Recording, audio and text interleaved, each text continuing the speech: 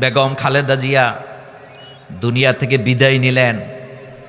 আপনি বলেন তো, উনি যে বিদায় নিলেন দুনিয়া থেকে, তার জন্য বাংলাদেশের সাধারণ মানুষেরটা পরে বলি, তার জন্য বাংলাদেশের আলেম ওলামাদের দোয়া কান্না আছে নাকি নাই?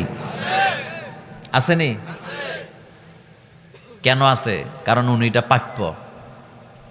বেগম খালেদা জিয়া আপসেক নেত্রী, তিনি বলেছিলেন, তাকে যখন ফখরুদ্দিন মঈনুদ্দিনের সরকার বলেছিল আপনি দেশের বাইরে চলে যান, সেদিন তিনি বলেছিলেন, এই দেশ আমার, মাটি আমার, জনগণ আমার, আমি বাঁচলেও এখানে, আমি মরলেও এখানে। এ কথা সত্য নেই? 2 নাম্বার, খালেদা জিয়া ব্যক্তি জীবনে কোনো কোনো ক্ষেত্রে হতে পারে তিনি ইসলামকে তেমনভাবে প্র্যাকটিস করেন নাই, এটা সত্য। কিন্তু এই দেশে ইসলামের কোনো ক্ষতি হোক, আলেম ওলামারা জঙ্গিবাদ বানাবার জন্য আলেমদেরকে খালেদা জিয়া কখনো একটা শব্দ বাংলাদেশে উচ্চারণ করেন নাই। আলেমদের বিরুদ্ধে যায়, কোরআনের বিরুদ্ধে যায়, ইসলামের বিরুদ্ধে যায়, মাদ্রাসার বিরুদ্ধে যায়, একটা শব্দ তিনি কখনো উচ্চারণ করেন নাই। বরং সারা জীবন তার বক্তৃতার মধ্যে আলেম ওলামা, মাদ্রাসা, ইসলামের জন্য দরদ আছে নাকি নাই? আরো জোরে বলেন, দরদ আছে নাকি নাই?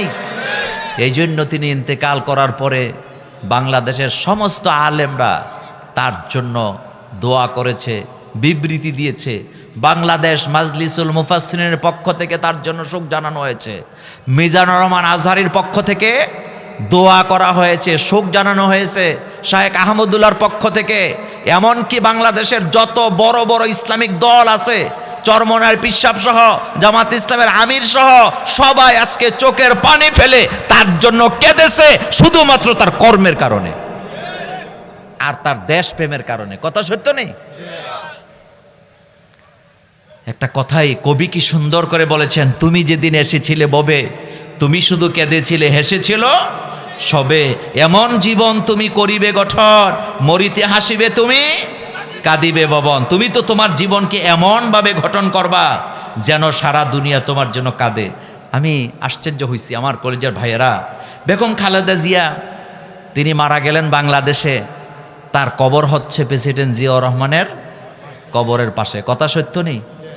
তিনি চলে গেলেন দুনিয়া থেকে। আমরা আজকের এই মাহফিল থেকে দোয়া করি, আল্লাহ তুমি তাকে জান্নাতে উঁচু মাকাম দান করো। পৃথিবীর বিভিন্ন দেশের মুসলিম নেতারা স্বেচ্ছায় তারা ইচ্ছা জানিয়েছেন আমরা খালেদা জিয়ার জানাজায় আসতে চাই। তবে ভালো কথাও আছে, আমাদের নরেন্দ্র মোদিও শোকবার্তা দিছে নি? কথা কন না জ্ঞান দিছে নি? তবে আগে যিনি নেত্রী ছিলেন উনিও দিছে না? দেয় নাই কে? সবাই দিয়েছে। কেন দিয়েছে? কারণ স্বীকার করতে হবে কর্মের কিসের? কর্মের বিচার তো কর্মের হয়। বিচার কিসের হয়? কর্মের হয়। আমি আপনাদেরকে একটা কথা বলি, একটা ঘটনা বলি আপনাদেরকে। সেটা হলো, বেগম খালেদা জিয়া তিনি আলেমদেরকে কতটা ভালোবাসতেন তার একটা উপমা আপনাদেরকে দেই। সেটি হচ্ছে, তার ক্যাবিনেটে একজন আলেম ছিল, মন্ত্রিসভায় কি ছিল? আলেম ছিল। নাম বলা লাগবে? নাম বলা লাগবে? আচ্ছা, নাম আপনারা জানেন। শহীদ না, মতিউর রহমান নিজামী। তো ক্যাবিনেটে যখন মন্ত্রিসভার বৈঠক বসতো, তিনি তখন 19 জন মন্ত্রীর মধ্যে 18 জনের বক্তব্য আগে শুনতেন। মনোযোগ আছে না আপনাদের? কয়জনেরটা আগে শুনতেন?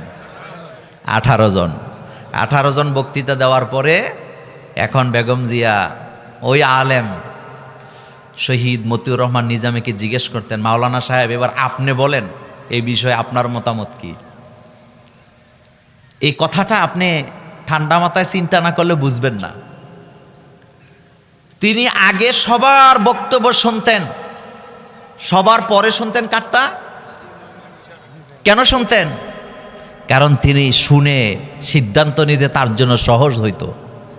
এবং ম্যাক্সিমাম ক্ষেত্রে তিনি সিদ্ধান্ত সেটাই নিতেন শহীদ মতিউর রহমান নিজামী আলেম হিসাবে যেটা সর্বশেষ বলতেন। বাইতুল মুকাররমের খতিব ওবায়দুল হক সাহেবের কথা আপনাদের মনে আছে? বাগা খতিব ছিল, সুবহানাল্লাহ। কি খতিব ছিল? বাতিলের সামনে কখনো মাথা নত। এখন যেটা আছে এটাও বাগা। বক্তব্য শুনবেন আপনারা, আব্দুল মালেক হাফিজাহুল্লাহ চমৎকার কথা বলেন। বাতিলের বিরুদ্ধে হুঙ্কার আছে না নাই? কয়দিন আগে কি চমৎকার করে বাইতুল মুকাররমে দাঁড়িয়ে বলেছেন যে বঙ্গবন্ধুর খুনিদেরকে যদি বিদেশ থেকে ধরে এনে বিচার করা যায়, হাদির হত্যাকারীদেরকে অবশ্যই ভারত থেকে শিকল দিয়ে টেনে এনে বিচার করা যাবে। একজন খতিব এ কথা বলতে সাহস লাগে, বলেন কি লাগে? তো ওবায়দুল হক সাহেব যখন খতিব ছিলেন, তিনি আমেরিকাকে ইসরায়েলকে একটা গালি দিছে। কি দিছে? গালিটা দিছে মানে আমেরিকা ধ্বংস হোক, ইসরায়েল ধ্বংস হোক। তখন আমেরিকা আর ইসরায়েল মিল্লা মুসলিম কান্ট্রির উপরে কি চালাইছে? অত্যাচার। মনোযোগ আছে না আপনাদের? এখন এটা দূতাবাসে যখন খবর গেছে, সরকারের কাছে ব্যাখ্যা চাইছে আমেরিকা, লাগছে তো বেজাল। এখন বলতেছে খতিব সাহেবরে বাদ দিতে হবে। তো বাংলাদেশে বাইতুল মুকাররমের খতিবের পদটা তো প্রশাসনিক পদ না, এটা তো চাইলেই বাদ দেওয়া যায় না। ক্যাবিনেটে এটা উত্থাপন হয়েছে। হওয়ার পরে তখন মান্নান ভূঁইয়া ছিল বিএনপির মহাসচিব, আপনাদের মনে আছে তো? কথাবার্তা বলতে বলতে ম্যাক্সিমাম লোকেরা, এরা তো আর ইসলাম বুঝে না, বলছে যেহেতু কথা বললে ফেলছে, এখন বিদেশিদেরকে খুশি করতে হইলে তো ওবায়দুল হকরে কি করতে হবে? এখান থেকে সরাইতে হবে। বেগম খালেদা জিয়া কথা শুনতে শুনতে শেষ পর্যায়ে জিজ্ঞেস করছে মাওলানা মতিউর রহমান নিজামী সাহেবকে যে, মাওলানা সাহেব আপনি বলেন এই ব্যাপারে আপনার সিদ্ধান্ত কি? সবাই ম্যাক্সিমামে তো বলতেছে বাদ করে দেওয়ার জন্য। মতিউর রহমান নিজামী সাহেব হাসি দিয়ে বলছে, মাননীয় প্রধানমন্ত্রী, আমাদের খতিব সাহেব বাইতুল মুকাররমে দাঁড়াইয়া আমেরিকাকে ইসরায়েলকে যে বদদোয়া দিছে, ধ্বংস হওয়ার কথা বলছে, এটা বাংলাদেশ নয়, সারা পৃথিবীর সব মিম্বর থেকে প্রতি জুমায় খতিবরা এ কথাই বলে। কিন্তু সমস্যাটা হলো উনি বাংলায় বলে ফেলছে আর অন্যরা আরবিতে বলে। কথা বুঝেন না?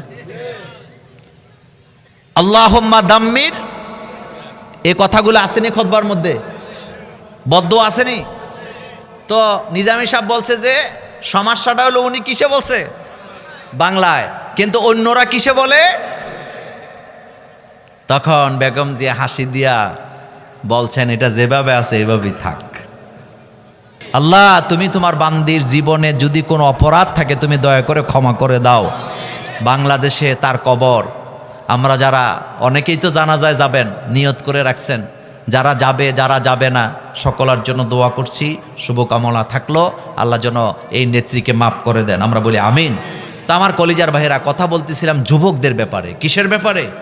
যুবক সমাজের যুবক যদি ভালো হয়ে যায়, তাহলে দেশ আর সমাজ কি হয়ে যাবে? ভালো হয়ে যাবে। আজকে আর গেলাম না, আগামীতে আবারও দেখা হবে অন্য কোনো মাঠে, অন্য কোনো দিন, অন্য কোনো আলোচনা নিয়ে।